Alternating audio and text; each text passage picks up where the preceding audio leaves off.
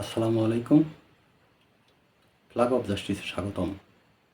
দর্শক, নিশ্চয়ই ইতিমধ্যে জেনে গেছেন শহীদ ওসমান বিন হাদির হত্যাকারী এবং এই হত্যার মূল আসামি কালপ্রিট ফয়সাল করিম মাসুদ এবং তার সহযোগী আলমগীরকে ভারতের পশ্চিমবঙ্গের 24 পরগনা জেলা থেকে সে দেশের পুলিশ আটক করে এবং সেই খবরটি বাংলাদেশ সরকারের কাছে জানানো হয়।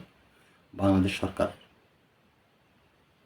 সেটি নিশ্চিত হয় এবং বাংলাদেশ সরকারের কাছ থেকে আমরা নিশ্চিত হতে পারি যে এই ঘটনাটি ভারতে ঘটেছে এবং সরকার পক্ষ থেকে আরও জানানো হয় যে এই দুই মূল আসামিকে দেশে ফিরিয়ে আনার জন্য সরকার তার প্রক্রিয়া শুরু করেছে।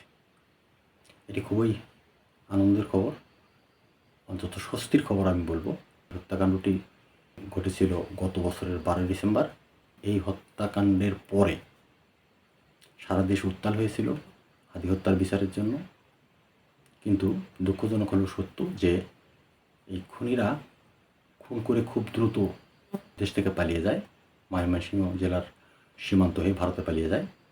যে তারা নানা রকম প্রপাগান্ডা করে অনলাইনের মাধ্যমে, তারা বিভিন্ন ভিডিও কলে আসে এবং জাতিকে বিভ্রান্ত করার জন্য নানা রকম অপতথ্য প্রদান করে। এখন সরকারের কাছে প্রত্যাশা হলো যে এই কালপ্রিটদেরকে দেশে ফিরিয়ে এনে যথোপযুক্ত তদন্তের মাধ্যমে সুষ্ঠু প্রক্রিয়ায় বিচারের আওতায় এনে তাদের অপরাধের সর্বোচ্চ শাস্তি নিশ্চিত করবে সরকার এবং তার পাশাপাশি জাতির মধ্যে যে বিভ্রান্তি আছে এই হত্যাকাণ্ডের মোটিভ নিয়ে সেটি সরকার উন্মোচিত করবে। এই হত্যাকাণ্ডের পিছনে আসলে দেশীয় বা বিদেশি কোনো ষড়যন্ত্র আছে কিনা সেটি উন্মোচিত করতে হবে এবং এর পিছনে কারা মাস্টার মাইন্ড বা কে মাস্টার মাইন্ড সেটিও জাতি জানার জন্য অধীর আগ্রহে অপেক্ষা করছে। কেননা এই হত্যাকাণ্ডটি শুধুমাত্র একজন মানুষের হত্যা নয়, এটির সঙ্গে সারা দেশের মানুষের আবেগ জড়িয়ে আছে। দর্শক, বলে রাখি, শহীদ ওসমান হাদি এমন এক মানুষ যিনি গত 24 জুলাই আন্দোলনের একজন সম্মুখ সারির সৈনিক এবং এই যাবৎকালে বাংলাদেশে যারা ভারতীয় আধিপত্যবাদের বিরুদ্ধে সংগ্রাম লড়াই করেছে তিনি তাদের মধ্যে উল্লেখযোগ্য একজন অকুতোভয় সৈনিক, যিনি নিজের জীবনকে তুচ্ছ জ্ঞান করে ভারতের আধিপত্যবাদের বিরুদ্ধে সোচ্চার হয়েছিলেন এবং মনে করা হয় যে ভারতের বিরুদ্ধে এমন সোচ্চার হওয়ার কারণেই তার জীবন দিতে হয়েছে। যদিও তিনি ওই হত্যাকাণ্ডের আগে বলে গিয়েছিলেন যে আমার এই সংগ্রাম, আমার এই আলোচনার কারণে যদি আমার জীবনও চলে যায় আমার কোনো আফসোস থাকবে না, শুধু আপনারা আমার সন্তানটাকে একটু দেখে রাখবেন। খুবই আবেগঘন একটি কথা তিনি বলেছিলেন, সেটি আজ মনে পড়ে গেল।